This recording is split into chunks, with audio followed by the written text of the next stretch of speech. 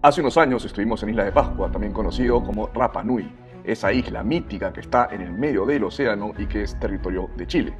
Se caracteriza además por tener la población más aislada del planeta por sus moais, estas enormes cabezas de piedra que guardan un montón de misterios.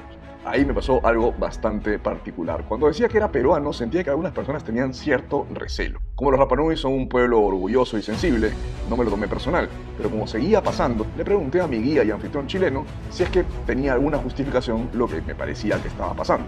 Y entonces me contó una historia que yo desconocía, porque resulta que en el siglo XIX, Isla de Pascua vivió una de sus etapas más oscuras y sangrientas gracias a esclavistas peruanos.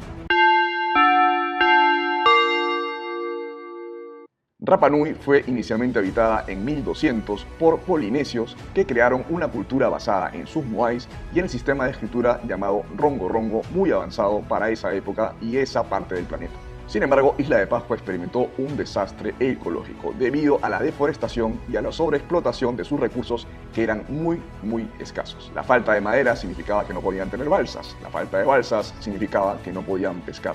Los recursos de la isla, porque es una isla donde crece prácticamente nada, eran demasiado escasos y por lo tanto empezaron los conflictos. Durante décadas los habitantes de Rapa Nui estuvieron prácticamente encerrados en su propia isla y la mayoría se refugió en cuevas subterráneas porque habían muy pocas personas, muy pocos recursos y se empezó incluso con el canibalismo. La evidencia del canibalismo es limitada y se mezcla un poco con las leyendas, pero es suficiente para suponer que en algún momento efectivamente la antropofagia fue parte de la cultura de Isla de Pascua.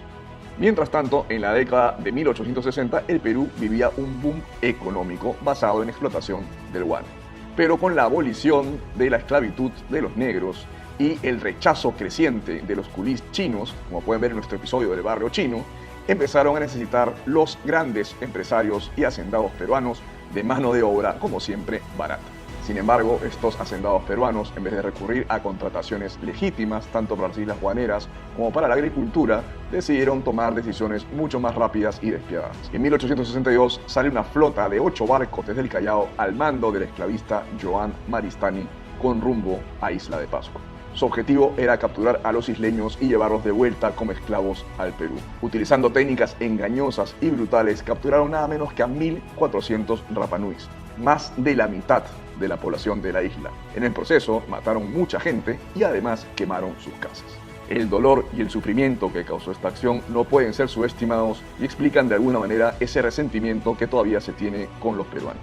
Estos viajes de reclutamiento forzado duraron más de 2 años. 2 años en que más de la mitad de la población fue asesinada o llevada a la fuerza fuera de la isla. Las estimaciones sugieren que antes de que llegue Maristany en la isla en 1862 había más o menos 4.160 personas. 2 años después se había desplomado 60% de esa población. Pero la tragedia evidentemente no acabó ahí, porque en el viaje de ida hacia el Perú muchísimos murieron por las malas condiciones, porque era sumamente insalubre, y por los malos tratos, pero además por las enfermedades que estaban contagiándole la tripulación que llegaba del Perú, porque no tenían evidentemente un sistema inmune para varias de las enfermedades que cargaban los tripulantes del barco.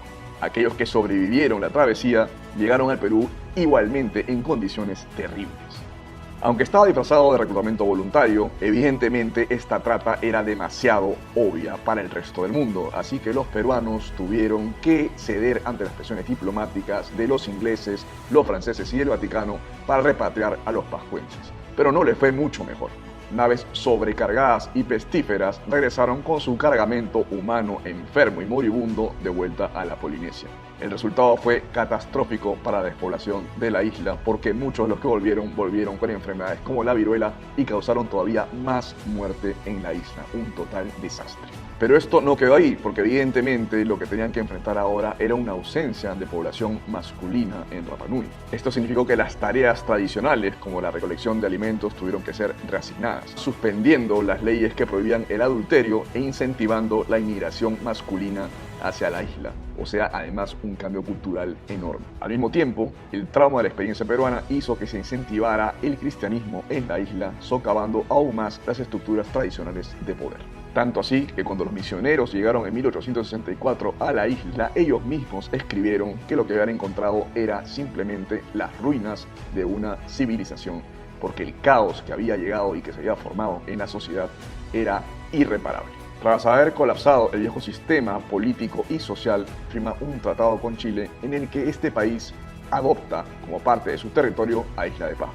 Este tratado no estuvo exento tampoco de duda. Recién en 1966 es que los Rapa Nui son considerados finalmente chilenos. Es curioso cómo funciona la historia, porque de repente, si los peruanos no hubieran hecho estas circunstancias de esclavitud, Chile no hubiera añadido a Isla de Pascua a su territorio.